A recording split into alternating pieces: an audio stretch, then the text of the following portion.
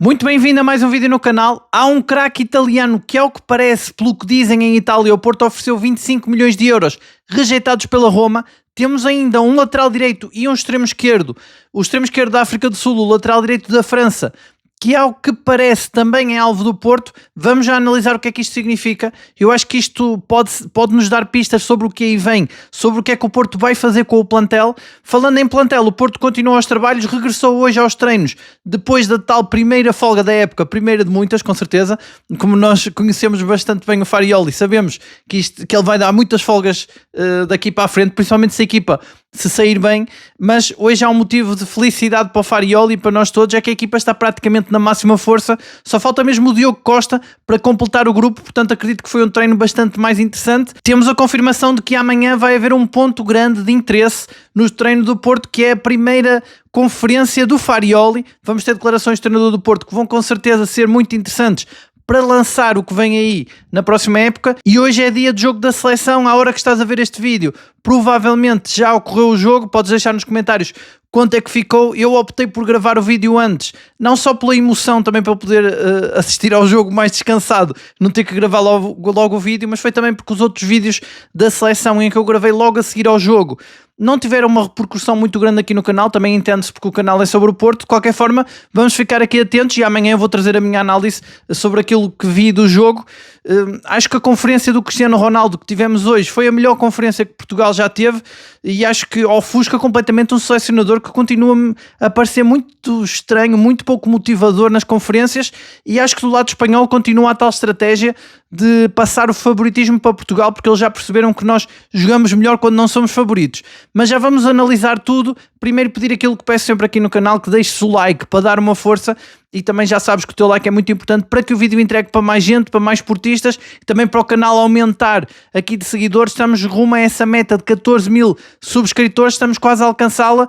E por isso também vale sempre a pena relembrar que se ainda não subscreveste o canal, não te esqueças de subscrever. Muita gente que assistia ontem ao vídeo que não subscreveu, acontece muitas vezes, e por isso também vale a pena sempre relembrar. Não te esqueças de subscrever então, rumo aos 14 mil subscritores por aqui.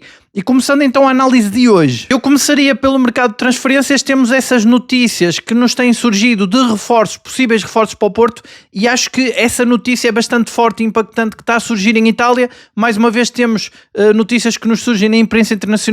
A imprensa portuguesa muito pouco interessada no mercado de transferências do Porto, praticamente não nos dá nenhuma pista sobre nada. É normalmente na imprensa internacional que vamos buscar estas notícias, e ao que parece o Porto ofereceu 25 milhões de euros por Pisili, médio da Roma, médio italiano, promissor, 21 anos, com o tal perfil. E isto é que é interessante. O Vilas Boas já tinha dito, e nós temos analisado aqui, que realmente pode ser por aí que temos tantos nomes apontados às posições onde o Porto mais mostra interesse em reforçar-se. De facto são muitos nomes, todos com as mesmas características. É mais um médio, claramente um mini Fraolt, que corre muito, que tem golo, tem chegada à área, tem intensidade, tem também técnica, o que faz com que ele também pudesse ser esse 8/10, e também sinceramente, olhando para a quantidade de médios que jogam a 8, que o Porto tem sondado e que tem sido notícia lá fora, dá-me a impressão que o Porto pode mesmo adotar aquela estratégia que eu tenho dito aqui, que poderia ser uma solução para Farioli, de contratar vários 8, mais do que um 8, e utilizá-lo na posição 8/10, que eu acho que o Porto, se calhar até da forma como Farioli joga, sairia mais a ganhar. Mas de qualquer forma temos essa notícia então de que o Porto ofereceu 25 milhões, a Roma rejeitou porque quer 30.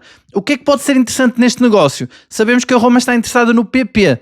Não sei se o Porto conseguiria envolver aqui o PP e conseguir este jogador quase de graça. A verdade é que depois teria que contratar um outro extremo direito, mas podia ser uma solução. Agora, pagar 30 milhões por este jogador, para isso acho que o Porto prefere o Irenki, é o alvo prioritário, portanto acho que o Porto preferiria pagar os 30 milhões ao Nordjylland. Acho que esta notícia que nos surge de Itália dá-nos a pista de que o Porto quer realmente pagar abaixo de 30 milhões, quer pagar um valor ali parecido ao que pagou por Fraolt, provavelmente pensando na valorização do jogador. Em princípio, acho que o Porto está aqui a pensar no futuro. Como eu já disse aqui, eu acho que o Porto contrata o João Afonso a pensar na saída do Diogo Costa na época seguinte. e é possível que o Porto esteja à procura de um 8 jovem, são todos jovens, os nomes que são apontados para a posição 8 nesta pré-temporada, jovem com características parecidas com as de Frollo, muito provavelmente para o substituir na época seguinte, quando Frollo vai quase certeza ser vendido. E hoje vi os números, não sei se viste, do CIES, que mais uma vez volta a revelar, enfim, as suas estatísticas que recorrentemente eles revelam, e o Frollo está sempre lá. O Frollo é o jogador mais valioso fora dos 5 principais campeonatos do mundo. É um dos jogadores mais valiosos, ele está ali na lista, ele está à frente, por exemplo, do Manzembi da Suíça, que foi muito falado aqui. Muita gente a dizer que seria uma ótima contratação para o Porto, que seria um jogador muito caro, com certeza não está no orçamento do Porto, mas é engraçado ver que o Frollo está acima, por exemplo, desse jogador da Suíça que está a brilhar muito. Há vários jogadores ali a brilhar no Mundial que estão abaixo do Frollo. Eu já disse aqui várias vezes que é quase um milagre o Porto conseguir garantir o Frollo mais uma época, sendo que o valor de mercado dele está praticamente igual à cláusula de rescisão dele. É muito estranho como é que o Porto vai conseguir mantê-lo, mas ainda bem, pelo menos para já, o que tudo indica, fazendo fé naquilo que o jogador disse e também olhando para aquilo que é a estratégia do Porto, manter as suas principais peças, acho que ele vai ficar mais uma época. Talvez o Porto também prometendo ao jogador que ele pode sair na época seguinte, depois de se estrear na Champions, isso claro, tem um peso e provavelmente é por aí que o Porto o convence a ficar. Mas realmente o Frollo está cada vez mais valorizado, mesmo não tendo ido ao Mundial. Eu acho até que se ele tivesse ido ao Mundial, provavelmente não íamos conseguir segurar o jogador. Foi uma sorte dentro do azar, claro, porque depois, a meio da época, ele também se ressentiu disso. Eu lembro-me do jogo com o Famalicão, que empatamos no Dragão, teve muito a ver com a eliminação da Polónia e da Dinamarca, em que os polacos e o Frollo estavam desmotivados, notou-se também um cansaço e teve muito a ver com essa eliminação. Claro que o Porto acaba por beneficiar depois na época seguinte, porque os jogadores não valorizam tanto, mesmo assim eles estão muito valorizados. E o que é facto é que eles voltaram todos agora esta segunda-feira. O Porto ontem teve folga e hoje já volta. O Porto está a treinar praticamente com a equipa composta, só falta mesmo reforços, porque de resto a equipa está lá toda, aquela base que Farioli quer manter está lá toda, só falta mesmo o Diogo Costa, que hoje vai jogar pela seleção. Eu já disse aqui que acho que Portugal jogando contra a Espanha, que é uma equipa que vai criar com certeza muitas oportunidades de golo, o Diogo Costa tem ali mais uma oportunidade para brilhar, mais uma oportunidade para ser eleito o melhor jogador em campo, depois de já ter sido o melhor contra a Colômbia e contra a Croácia, e a coisa fica muito difícil para o Porto segurá-lo para a próxima época. Vamos ver. Eu ontem já dei conta, ontem e antes de ontem, que o Porto está muito interessado no Ornisek, tem sido muito noticiado, até mesmo aqui em Portugal.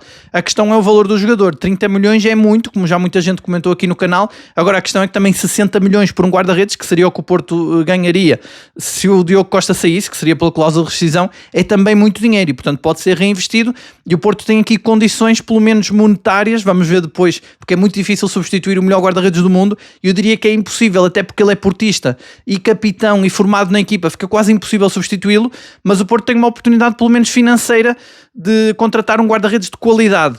Têm sido sugeridos aqui muitos nomes, achei interessante, ontem eu pedia mais sugestões e muita gente a sugerir nomes, e achei interessante o nome do guarda-redes da Noruega, que ontem eliminou o Brasil, e realmente o guarda-redes da Noruega faz uma exibição do outro mundo, defende um penalti, faz ali várias defesas a Diogo Costa, algumas manchas e algumas defesas que me fizeram lembrar a qualidade do Diogo Costa, e fiquei muito surpreendido. Depois acabei por não ir confirmar, mas tinha um seguidor que me dizia que ele está sem clube, ou seja, ele poderia vir a custo zero.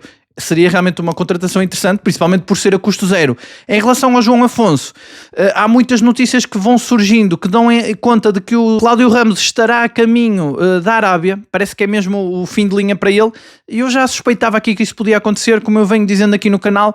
Ele costuma ser sempre o número 2 e joga nas taças, faz boas exibições. Esta época jogou quase nada, porque Farioli não é adepto de estar a utilizar o guarda-redes suplente nos jogos das taças, e depois os poucos jogos que jogou foram um pouco desastrosos, principalmente aquele último jogo para o campeonato, e acho que o jogador faz sentido que queira mudar de ares, e faz sentido que o Porto tenha comprado o João Afonso já a pensar na saída do Cláudio Ramos, e isto também abre a vaga para um guarda-redes titular que venha, no caso do Diogo Costa sair esta época, e eu estou confiante que na época seguinte, se Diogo Costa ficar, eu não sei como, mas se o Porto conseguir mantê-lo mais uma época, acredito que o João Afonso aí já possa tomar o lugar do Diogo Costa. Esta época acredito que o Porto contrata outro guarda-redes, mas realmente Diogo Costa vai ter aqui mais um jogo na montra. E já agora falando do jogo Portugal-Espanha, como eu dizia aqui na introdução do vídeo, provavelmente a esta hora já aconteceu o jogo, portanto já sabes quanto é que ficou, podes deixar nos comentários a tua análise ao jogo.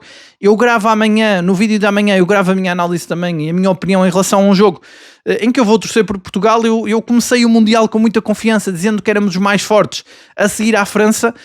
Depois percebi que Portugal tem um problema, que é um trabalho tático que não está muito bem feito. Parece que há ali bastantes falhas e acho que é a nível do treinador. Tem um treinador que nas conferências, pelo menos em termos de discurso, eu acho que não motiva ninguém, é muito politicamente correto, parece-me que não tem... Falta-lhe qualquer coisa nas conferências, acho que não tem o dom da palavra e da motivação. E acho que na conferência antes do jogo com a Espanha voltou a notar-se isso. A verdade é que também ele é espanhol e lá está, tentou também sair bem do lado português e espanhol, e quem tenta sair bem dos lados todos normalmente não sai bem de lado nenhum. E depois tem a conferência do Cristiano Ronaldo, que acho que ofusca a do Martínez. Acho que não é coincidência o Ronaldo ter falado antes do jogo com a Espanha, é porque o jogo é difícil. Não quer dizer que Portugal não acredite que vá passar. Acho que Portugal, se jogar na máxima força e na sua melhor versão, pode ganhar à Espanha, apesar de ser um jogo, vai ser um jogaço. Eu acho que é o grande jogo de cartaz desta eliminatória dos oitavos de final, mas eu acredito que Portugal pode ganhar. Agora, não consegue ganhar este jogo sem sofrer, e acho que essa conferência do Ronaldo soa um pouco a despedida. Talvez Ronaldo quis ter a certeza que fazia uma conferência que é memorável, vai ser memorável esta conferência. Ele estava muito bem, nota-se que ele preparou bem aquela conferência, e acho que foi até mais motivadora e galvanizadora do que a do selecionador, que foi completamente ofuscada pela do Ronaldo. Mas acho que pode ser um sinal, lá está, que Ronaldo achou que, imaginando que perdia com a Espanha, ia passar um Mundial inteiro sem fazer conferência de imprensa, e acho que foi por aí que ele quis fazê-la. Não querendo dizer que Portugal não passe, aliás, se Portugal passar, o jogo seguinte já pode não ser tão complicado, é contra a Bélgica ou contra os Estados Unidos, e eu considero que a Espanha é mais difícil que estas duas seleções, não tirando o mérito, claro, da Bélgica e dos Estados Unidos, mas acho que este jogo será sempre talvez o mais difícil que Portugal tem até chegar às meias finais, se conseguir chegar lá. Mas vai ser um jogo em que Diogo Costa vai quase certeza brilhar, porque Portugal tem esse ponto fraco nos centrais. Acho que é o ponto mais fraco de Portugal, é defensivo. Agora, Portugal também tem um ponto mais forte, que é ofensivo, e também de meio campo, também no aspecto ofensivo o meio campo de Portugal é muito forte, e é por aí que Portugal pode ganhar à Espanha. Vamos ver, não faço ideia, é um jogo em que está tudo em aberto. Lá está, amanhã trago então a análise a esse jogo. E já agora falando do Mundial, ontem tivemos então essa grande exibição da Noruega contra o Brasil, e o guarda-redes da Noruega a ser sugerido aqui por vários seguidores como reforço para o Porto. Seria interessante realmente se ele vier a custo zero. É preciso ver também que valorização é que ele vai ter agora no Mundial, sendo que ainda continua em competição. E depois no outro jogo tivemos o México e Inglaterra, em que tínhamos ali vários nomes interessantes que têm sido sugeridos também aqui por vários seguidores do canal para reforços do Porto. Temos o Quiñones, extremo esquerdo de muita qualidade, que faz um grande golo contra a Inglaterra. Temos o Mora, que volta a fazer um grande jogo, e temos o Giménez, que entra no fim, já naquele último assalto final à área da Inglaterra por parte do México. Eu achei que não gostei muito da entrada do Giménez, achei que desta vez ele não esteve tão bem, mas acho que teve muito a ver com a tática de Inglaterra, que a jogar com -1 fechou-se completamente atrás e era quase impossível furar aquele muro defensivo. Ele acaba por se lesionar, não sei qual é a extensão ou a gravidade da lesão, sei que ele torceu ali o pé, pode ser grave ou não, então se ele estiver mesmo lesionado, acho que o Porto não vai avançar para contratar um jogador lesionado, e até nesse sentido o Porto deve avançar para outros pontas de lança. Sabemos que em termos de nomes para ponta de lança, o nome mais forte, e acho até mais consensual entre os portistas, é o Marcos Leonardo, dos que tem sido falado. Sabemos que o Porto está em negociações pelo jogador, não sabemos muito mais depois que ele foi falado aqui há 2-3 dias, vamos ver. Eu acho que o Porto vai confirmar um ponta de lança antes do jogo da Supertaça. Acho que Farioli não vai querer ir para o jogo da Supertaça apenas com um ponta de lança, ele próprio já colocou a expectativa em alta para esse jogo, e portanto acho que o Porto vai contratar até lá. E também por isso eu acho que, por muito que André Silva esteja a fazer um grande arranque e esteja a criar muita expectativa aqui entre nós, acho que não está garantida a titularidade dele na Supertaça, dependendo de quem vai ser esse ponta de lança que o Porto vai contratar. E já agora falando de reforços, estava a falar do Pizzi, da Roma, que ao que parece o Porto ofereceu 25 milhões e a Roma rejeitou. Talvez não seja ele o tal reforço para a posição 8, mas que nos confirma mais uma vez que o Porto procura um número 8, jovem, com potencial, forte fisicamente, que corra muito, que tenha chegado à área, muito no estilo de Froholt. Sabemos que o Puerta e o Irenki são dois jogadores que também estão muito bem cotados pelo Porto, também para ser contratados. Talvez pelo preço seja o Puerta o que está mais próximo, mas sabemos que o Irenki é a grande prioridade de Farioli. Em relação a outros nomes que têm surgido, eu hoje via, por exemplo, o lateral direito francês Sael Koumbedi, joga no Wolfsburgo. Agora, a questão dele ser lateral direito, eu pelo que pesquisava do perfil dele, ele é muito forte fisicamente, muito rápido, também é forte defensivamente. Não estamos a falar de um jogador que tenha que ser trabalhado, como era aquele Opoku que chegou a ser falado aqui há umas semanas, não sei se recordas disso, que era aquele jogador que podia jogar meio na equipa B, meio na equipa principal, e este já seria um jogador mais bem formado, tem 21 anos, também tem potencial, seria mais caro também, andava ali à volta dos 15 milhões o valor dele, e eu só vejo duas explicações para este interesse do Porto a confirmar-se por este lateral direito. Das duas, uma, ou o Farioli está a pensar utilizar Martim Fernandes do lado esquerdo, que é uma opção que ele recorreu várias vezes na época passada, principalmente na segunda volta, e pode ser uma solução, já que ele pode estar a ver que está difícil contratar um lateral esquerdo, e no caso de sair Zaidu e Francisco Moura, o Porto poderia contratar um lateral esquerdo e depois adaptar o Martim Fernandes. Ou então a outra solução que não me agrada nada, mas pode também acontecer, é a saída do Alberto Costa. Sabemos que o Dumfries foi mesmo confirmado no Real Madrid, sabemos que o Inter está com dinheiro e quer um lateral direito, e sabemos que um dos alvos do Inter é o Alberto Costa. O Alberto Costa já jogou na Liga Italiana, não acredito que o jogador, até por ser portista, queira sair numa época destas, que é uma época de afirmação do Porto, da luta pelo bicampeonato e da luta pela Champions também. Acredito que ele não queira sair, mas aí o dinheiro pode falar mais alto. Portanto, acho que uma destas possibilidades pode estar em aberto. Só aí é que eu encontro esta explicação. O Porto ainda não contratou o lateral esquerdo, para estar à procura do lateral direito tem que ser uma destas duas soluções. Também perguntar-te o que é que achas em relação a isto. Depois, um outro nome que foi apontado nos últimos dias ao Porto é o extremo esquerdo da África do Sul, o Oswin Napolis. Este já seria um reforço bastante barato, 4 milhões de euros, ao que parece. Dizem na África do Sul que o Porto já fez proposta e que até foi aceito pelo Orlando Pirates. Não sei se é verdade ou não. Agora, sendo ele extremo esquerdo, e eu fui também pesquisar o perfil do jogador, ele joga também a número 10, ou seja, é quase um segundo avançado, faz várias posições, sendo o extremo esquerdo a posição preferencial dele. Acho que é o tal perfil de extremo esquerdo que Farioli gosta, que é um jogador que vem para dentro e que também tem golo e que também é intenso e forte fisicamente, como ele é, e que nos deixa aqui também a pensar se não será para substituir uma saída de Borja Sainz, que está a ser muito cobiçado pelo Atlético Bilbao. Saindo para o Atlético Bilbao, o Borja Sainz, e mesmo que saia para outro clube, ele não está assim tão valorizado para sair por muito dinheiro, e até nesse sentido, talvez o Porto procure um extremo que não seja muito caro. Embora os outros nomes que têm sido apontados, como o Eliezer do Sunderland ou o Tel do Tottenham, seriam opções muito caras. Chegou-se até a falar de possivelmente empréstimo, mas pronto, tem aqui este nome da África do Sul e tem também este francês. Um lateral direito e um extremo esquerdo que nos faz pensar se isto não serão pistas sobre como é que o Porto vai agora moldar a equipa, que, como eu digo, começou a treinar hoje na máxima força. Se mantiver todos os jogadores que tem e conseguir reforçar-se nas três posições que está mais carente, que é o 8, um substituto para Froholt quando ele ficar mais cansado, ou até para jogar ao lado dele, mais um ponta de lança também para render André Silva até voltar o Samu, e um lateral esquerdo para trazer mais qualidade a uma posição que já não tem um lateral de qualidade há muito tempo.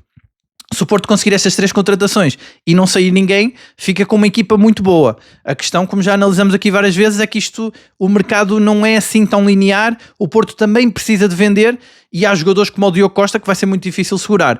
Vamos continuar aqui atentos realmente no mercado de transferências. Muitos nomes têm sido apontados. O Porto tem confirmado pouca coisa. Eu já notei que há aqui algumas pessoas que já estão a ficar impacientes, porque olhando para os rivais eles já estão a contratar e o Porto ainda não. Agora, não nos podemos esquecer é que o Porto tem uma equipa muito bem formada da época passada, com muita qualidade, e também por isso não tem que ir com muita sede, digamos assim, ao mercado em relação aos rivais que perderam o campeonato.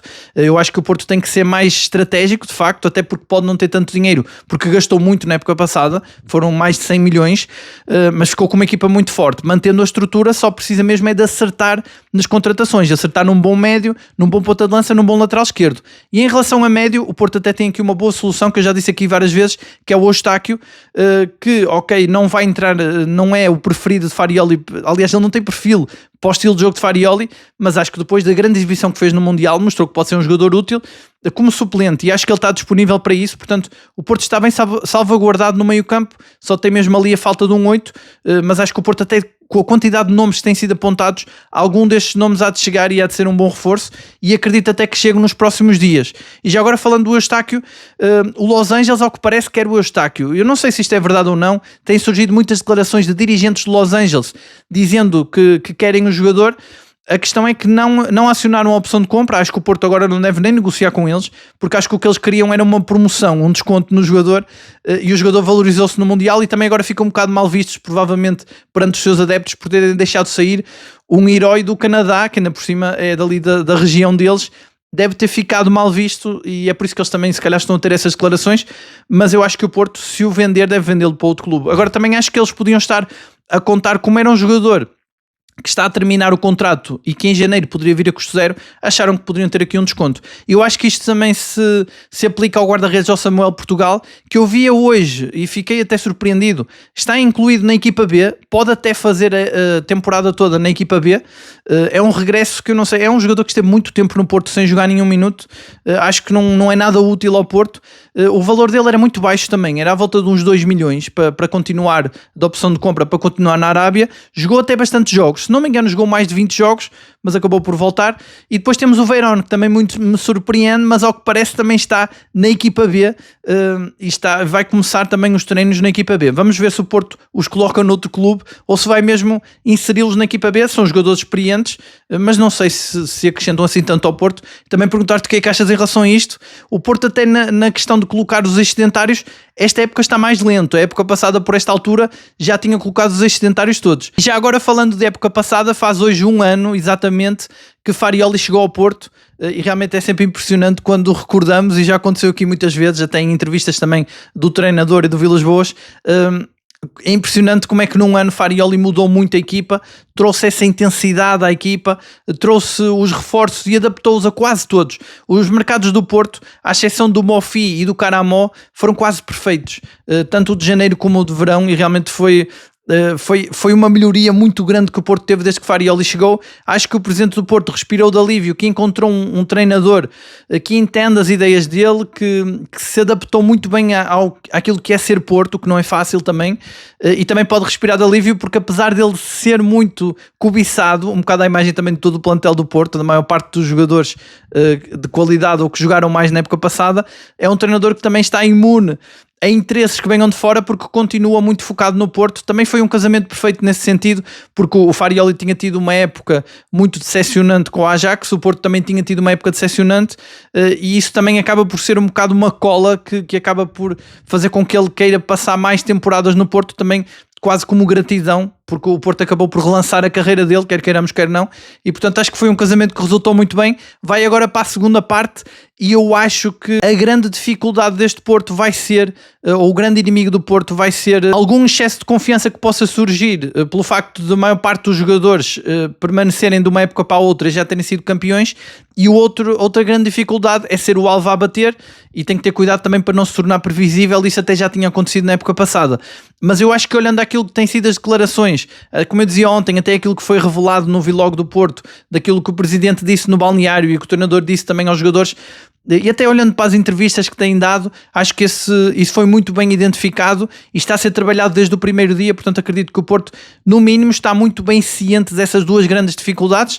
De resto, acho que é uma equipa que, sendo jovem, com muito potencial, tem tudo para evoluir em relação à época passada. Depois, um dos pontos fortes deste Porto com Farioli é a força de balneário. Eu acho que o Porto tem muito bom ambiente de balneário. Eu costumo dizer muitas vezes que esse é provavelmente um dos pontos fracos da seleção de Portugal, por exemplo, fazendo aqui a comparação, e eu sei que isto vale o que vale, mas aqueles vídeos que têm aparecido nas redes sociais do Porto, pelo menos dão a entender que o Porto continua com um grande ambiente de balneário. Eu acho que essa é uma das grandes forças da equipa, e que se nota muito depois em campo, quando a equipa vai jogar, essa união no balneário.